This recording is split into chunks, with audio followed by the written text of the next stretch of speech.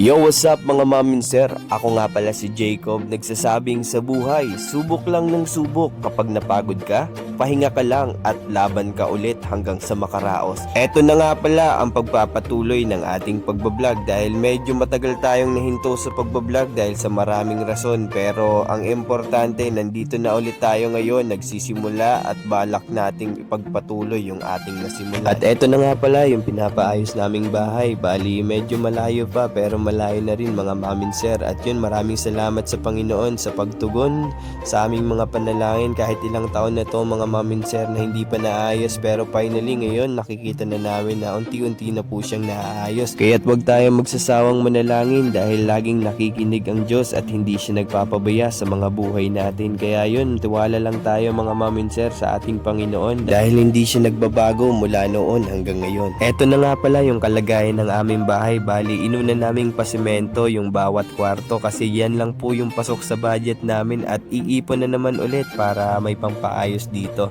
At dito nga mga mamin sir, yan yung CR, eto yung lababo. Bali, inuna na nga pala yan para ipit daw yung hollow blocks kapag nag-flooring na dito sa baba. At yun mga mamin sir, yun, di baling mabagal basta ang importante umuusad tayo.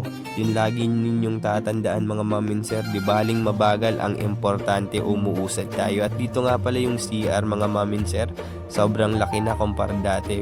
Kung babalikan ko yung bahay namin dati, sobrang malayo na po ngayon kumpara dati. Kaya wag tayong mawawalan ng pag-asa. Habang may buhay, may pag-asa. Kaya kapit lang tayo lagi sa Panginoon dahil darating din ang time na makakaahon tayo mga mamin. Sobrang sarap lang sa pakiramdam kapag unti-unti nyo nang nakikita yung mga bagay na pinaghihirapan ninyo. Kaya sipagan lang natin palagi at lagi nating ipagkatiwala sa Diyos ang bawat araw ng mga buhay natin dahil siya ang tunay nakakaalam kung ano ang mga bagay na makakabuti para sa atin.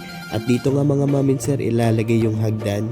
Bali yun nga pala, dati nag-alaga kasi kami ng baboy dyan, dito namin ilalagay yung hagdan, pero soon pag may budget naman papatapos na namin yan. Kaya yun, paunti-unti lang mga mamin sir. Ang importante mga mamin sir, di baling mabagal, ang importante umuusad tayo. Kaya yun mga mamin sir, maraming salamat po sa panunood ng bidyong ito.